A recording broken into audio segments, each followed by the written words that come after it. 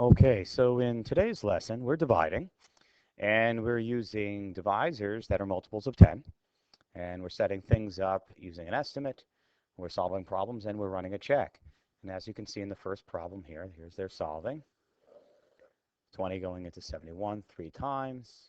For 60, you subtract, remainder 11, and then they're running a check. You're taking your divisor, multiplying by your quotient, you get 60. You then add your remainder for your 71. And you compare that to your original dividend, and you're looking pretty good. Okay. Now I added a little something extra to this here. I like to call this the E, the S, and the C. Okay, the ESC. The E is your estimate. Your S is your solve. And the C is your check. And let's take a look at the first one here. So if I was to estimate, my 40 would remain the same. But my 90 I would change to 80.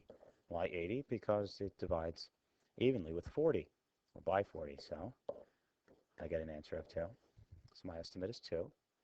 Now for my solve, I'll take my 90 and I'll divide it by 40. And that goes in twice for 80. I subtract, I get 10. And there's my remainder. And my check, once again, I'll take my divisor and I'll multiply it by my quotient. Get 80. Take that 80, add the remainder, and hopefully I'm back where I started, my original dividend. And I do. So things check out.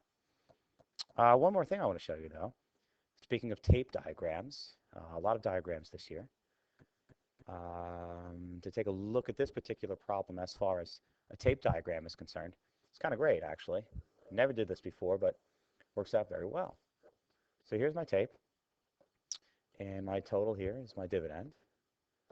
So I'd like a total of 90. And there's a good way to check your final answer at the same time, because it looks like here, if I'm going to make groups of 40, I'm supposed to have 2 full groups. So there's 1, there's 2, and I have a remainder. So here's my remainder, my little tail.